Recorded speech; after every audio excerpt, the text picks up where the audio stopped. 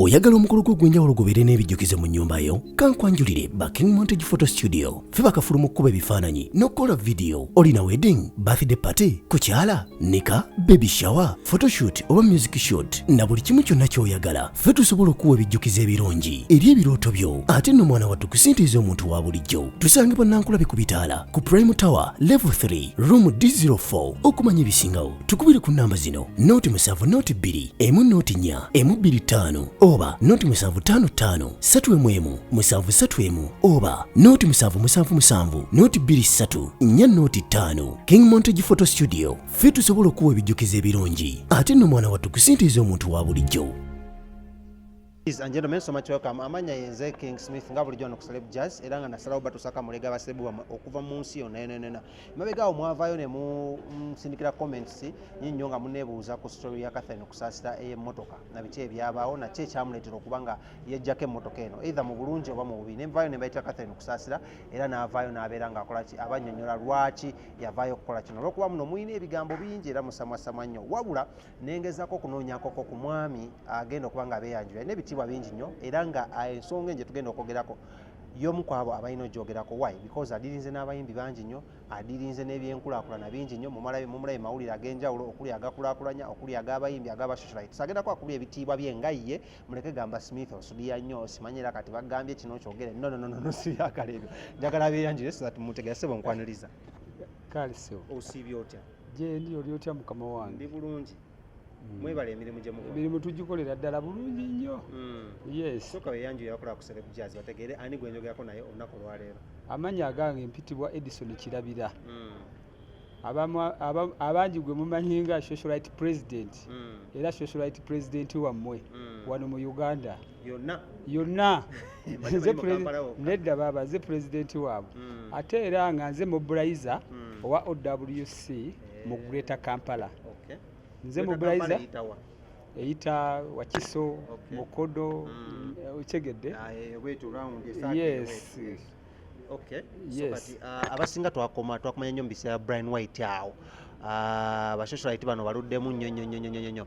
Lwaki ba socialite, lwaki siffe ba upcoming? Lwaki si mu upcoming? Abagala okuyingira ba socialite. Anti gujja. Ojja ne weewandiisa because ekibiina kiri registered bulungi.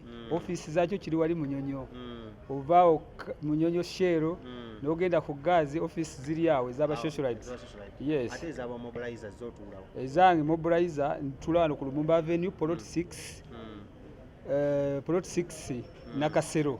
Lumumba Avenue no unwazi Pine Kabondi. Awo entulira ddala wali office zange za mobilization. Ate eza business ziri wali ku Mukwasa House. Mukwasa House ogimayira ku Lumumba Avenue next to St. Catherine Hospital. Plot 38. Era we watu plot 30 mu bondi yawo. Bya bondi yawo, bondi. Anti era nze mobilizer wanda Kasero 2. Chief mobilizer wanda Kasero 2 side eri ya NRM. Ebintu bino ebya bondi obiyingiramu otya kubanga tulannyo kumpi ne bondi oyine kakwatagane n'abatunzi b'emamotoka gano. Nze kenyini ya businessman. Yes. Ntunda amamotoka era nga pangisa omulimu ngumazeemu emyaka nga 15. Era nze service provider owa FUFA Uganda. Yes. Kati ng'essaawa zino tuli mu Sekafa. Amwe service provider. Webajja goba emotoka zibatambuza zibasi. Era abakunga tiimu eziri muno omukaaga ezize Djibouti, Burundi, Sudani, Kenya. So nze service provider w'emmotoka. Ekitegeeza obulambu abasocialite bano baba tulimbo go bapangisa emmotoka bate teziba zaabwe. Nedda abamu bajja ne bagula emmotoka abamu ne bapangisa. Yes. Kankuzeyo ke mabega abasinga tubasobola otegeera lwaki tugenda kwatogera ku mmotoka ya Catherine Kusasira era wagimanya otya era oba agitunda ssente mmeka nga gwakolagana nnyo n'abayimbi. Kujjukirako mu biseera bya Brian White ku mmotoka ezo era ez'akabi ezo za Brian White zaalagawa. Emmotoka simanyi zaalaga kubanza ekyantwali wa Brian White byali business era ya mmotoka ezo. Namuguza waliwo n'ebimbi yalinga agendamu nga mupangisa Ochegedde ngeri gye yalina foundation. Bwekityo. Kale njagala leero twogere ku mukuulo gw'emmotoka ya Catherine Kusasira ebaddeko ennaku zibadde trendinga nnyo. Emmotoka eno gwe nga ategeera ebyemmotoka specification zaayo ziri zitya? Emmotoka eyo eri Land Cruiser V8 omwaka 2018 wano mpya tteke wano ebeera mpya era yali kaveera eyo ngimanyi yali 28 egula emiliyoni wano 45 fawulya ya lunaana ya 45 ng'eri mu kaveera eyo 45 bwegula. enywa kyenkana ki? enywa petrol ate enywa mafuta ki? Enywa petrol. Ingini yayo ngamba singa bati emmotoka ezo ne bagamba zinywa nnyo. Ezo emmotoka empya tezinywa emyaka emipya baba balimba. Yes. So Catherine afunye emmotoka eno okuva mu ngeri ey'enjawulo n'ekitiibwa kye kyalina. Emmotoka ye yali mmotoka ye ng'eri manyage. Yali manyage ne kaadi ng'eri manyage. Kati gujja otya okugitegeerako? Anti abo bonna babbulooka baawo nga bwe gambye nze patroni waabwe. Patroni abanga abakulira? Yes, bonna. Era ye ofiisi nze mbatwala bonna abo abatunzi b'amamotoka bonna. Okyegedde nze abatwala. Ofiisi yaabwe eri ku Lumumba Avenue ng'era bwe gambye. So kati nali ndi awo ntudde mu ofiisi yange ne bangamba waliwo emmotoka gye batunda. Bwe nagitegeera ne bangamba eri wali. Ne bagamba emmotoka namba ne baginsindikira ennamba. Ne ngamba eno si emmotoka ya Catherine. Nze ne nkomaawo. Kati bwe nkomaawo omulala najja nti emmotoka gundi agitunze. Emiliyoni mmeka? 2. Yes. Was that what? Kati nze ne ngamba zigimala eyo 2. Naye tezigimala, simanyi lwaki yagitunda 2. Naye emmotoka eyo nze era kwe kuvaayo kati nze awo kyankwatako bukwasi. Kati nganza ali mu bizi nga bwe gamye nti mpangisa amamotoka. Olabanga gwe babbye. Nganza apangisa emmotoka. Manyi kuba emmotoka ekola emiliyoni 10 omwezi kuba bagipangisa emitwalo 7 buli lunaku. Kati bala nti kale yakoze ennaku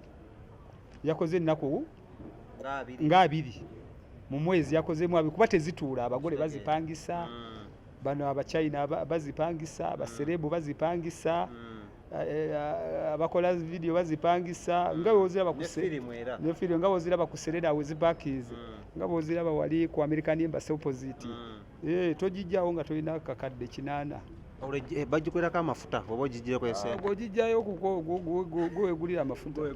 Yes. Nakulumu neddayo. Nange kennyini bwe mba nzipangisa mitwalo 8 kati nganze ali mu field eyo okumala emyaka 15 mu ya business. Yes. So wawulira nnaku, wawulira ssanyu, wawulira kinga otegedde tagitunze? Nnaku nengamba kale senga Catherine kusaasira mukwano gwa senga yajja nangamba ti plani ki emmotoka eno because nganze atawo n'enzira eri muki mu operation wealth creation nkutegeera kati kuchegedde ebyokwegaggawala. So nengamba emmotoka osobola ogipangisa n'okola ssente n'otatawana kugitunda n'obala nti omwezi nfunye miliyoni 10. Okyegedde tuba ofunye miliyoni 10 kiba kikola. Okyegedde ngeni bwekola oba n'ogindeetera era nkuba omulanga yina serebu aliyo ng'emmotoka ekumenya gireeta ogiparking eziparking nina nnene mujjawo emmotoka nga 2 oba 4 agiparking sijja musasuza ogundi njibawadde engeri gyendi pulezidenti waabwe njibawadde offer bajje bapakinge ku Lumumba Avenue we kasajja abuuze patroni kirabira Kigwe. Singa wali wakuwa Catherine kusasira ssente mu mmotoka ye wandigimwaddemu ssente nga mmeka? Kati nganze kati nga bwe yali agivuzeemu oba myaka 2 nagimwadde miliyoni nga 3.5 nga 10 kigudde. Kuba bagivuzeemu naye ate mbangenda nange gitunda miliyoni nga 3.8. Oliyeko kalabu asatu awo. Yes. So kitegeeza baamukuba ku mutwe? Simanyi osanga yeki yali ayagala buli omu abeerako nekyakola ki kuba baali bagimuwadde ye naye kati nganze sikiriziganya na kutunda ekirabo tebakitunda. Ze sikiriziganya na kutunda kirabo guba mukisa gwo bangi babitunda. Okyegedde? Yes.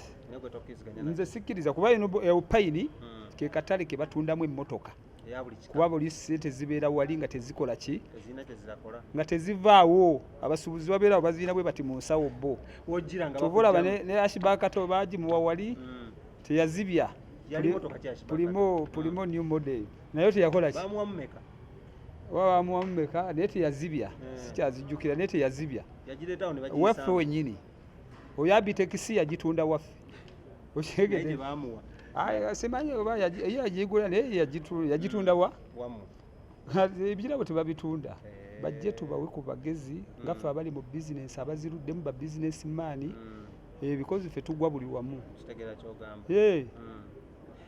ekika kya V8 ekya Catherine Kusaasira n'ekya Eddie Kenzo eriwo esinga amaanyi abantu bali bazidebatingako nga bagamba nje nzireete zombi kompeyalinge eri bagamba Bombardier eno bagamba just eriwa Bombardier eyamusuuza Bombardier emmotoka ezo zonna ze zimu kuba zaava wamu zikyusa bukyusa kkala because zaava awantu ki neya bebekulu zonna zaava awantu waki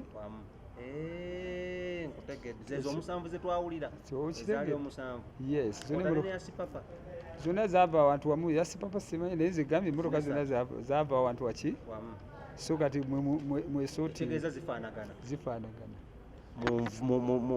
mu comfortability mu nnywa y'amafuta mipiira zonna zifaanagana ogambye zonna bazigula awantu waki wamu kambuuzeemu omuntu oyinza kuba nga omukoledde ekintu nga ki okuwa emmotoka ekikanga ekyo nga gwaloddemu eyo bizinesi osobola yakola yalina engendo z'alina okutambulamu ng'akolera amobilizing ate nga talina ndowooza ntambula emala kugenda mu byalo wala ye ne bagimuwa akola emirimu gy'eggwanga ngera bwe bawa omuntu omulala yenna kati bana bakyaziino bawa magezi kikuba abasinga ndoza mutegedde kati emmotoka ya Catherine Kusaasira yayiya ssente mmeka era bamuwaamu mmeka naye ye omukulu takkiriziganya na kubanga otunda ekirabo gift kati katwebuuzeemuko abana bakyaziina abalala nabo baziwanga ebirabo gwe wandibadde magezi ki nga gwe akulira mobilization mu Greater Kampala nga gwe businessman nze amagezi gembawa bajje ofisi yange nzigule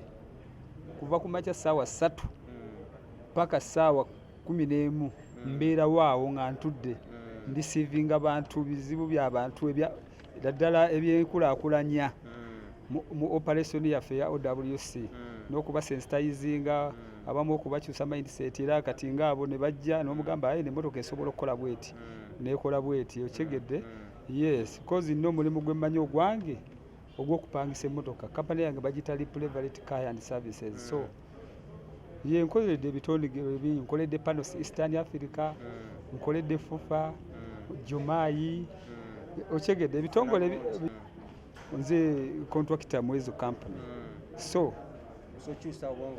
nsobola okukyusa obwongo bwa kasoba nayo sooka ne kujjamu kirega gipakinga awo because ekifo nja kukuwa nja kukuwa nti teekaawo emmotoka yo okyegedde kino kisinzira kuba mmotoka nnene bokka oba ne bana balina entono gwe ne woba n'emmotoka ye ntini ng'oli muyimbi ekutuuliridde jangu tulina kampani jangu oyingire tusayininge nkuwe omukisa ogwo weekulaakulanye omuwa ssente oba just weekola ng'omuwa ye abeera awo muwa chance nti teekaawo emmotoka yo okyegedde kuba nze nkulirawo teekaawo ki parking awo tandika okuyiiya obulamu yes nange kyenyinza okugattako nga nze pulezidenti waabwe n'okugatta ne ku bantu b'eggwanga tetukulaba nnyo mu bintu by'amasapu ate oli pulezidenti w'abasocialite ate kati kyogamba sikitegeera amasapu egegaki tukulaba nga olwesingeeza emmotoka ezolaba nze ebyo sibiri bikoza mwe businessman nga bwe gambye mmanyi wabula nze ndi musomesa okyegedde naye nga lobikozeeko naawe nze sibikolangako okulembera ty abantu ebintu byotakolangako lwaki mbikulembera because nze masterminder okyegedde masterminder yabeera kiringa wonogamba nti oli muyaye omuyaye si muntu addugala omuyaye ye muntu akolaki ali smart ateekamu ssente gwe bayita omuyaye era tolabanga omuyaye oli addugala nomuyita nti muyaye noonya oli ateekamu ssente okyegedde kati nati ffe sente tuziina munnange mwakolamu okigedde awo gwe kwennyini olabye tubadde ne ba sisita wange kazini wange omumanyi tomuwulira tannenyumirizaamu waliwo atannenyumirizaamu waliwo genda obuuze SK Mbuga genda obuuze Sipapa genda obuuze Brian White genda obabuuze bonna waliwo atannenyumirizaamu buuza abayimbi bonna bannenyumiriza bonna ekintu kino kiyingira mwaka ki ekiruwa kino ekyo ekyoŋŋambye yes andi kati nze kankubulyeko ku sitole yange nze nakoma mu kusoma mwesifo n'ekita nenyingira street jjajja wange yali nanyini ya firigo bamuyita Tamale Kapeera azaala maama wange abazaala maama wange time okyegedde birimu ebyo bintu bya kiserebu kuva dda sibigudde mu bugwi nabeera ku basi paaka nkoleddewo emyaka 5 nkoze ku Mutaasa Kafeero nvuddeyo nyambuse kati ndi mu bamamotoka okyegedde nkozeeko mu owino wa ate olaba kati nvuddeawo nagenze waggulu mu OWC tejja kutuuka nja kutuuka because ensonga zonna kati nzirimu naddala eza Greater Kampala nzirimu kuba mmanyi buli kimu am informed nga Tamale emirundi bwe yagamba be informed buli kimu beera ng'okimanyiiko kati yeffe yes era saawa zino wonviirako wano nvuga genda ku Sekafa Jjenja eri bizinesi zange ez'emmotoka era oba oyagala jangu onsange enjeru ku technical center ku mupiira ogulio nti gwa U20 women U20 Sekafa gyengenda ate kati etandika nkya tulina okubeera tuli mu kujja bantu ku airport tuli mu kujja bantu ki kyegedde kati ezo emmotoka zakusaasira bwe zito zenjagala zikimeyo bali ba pulezidenti bamagogo beeri bamagogo ba federation ez'enjawulo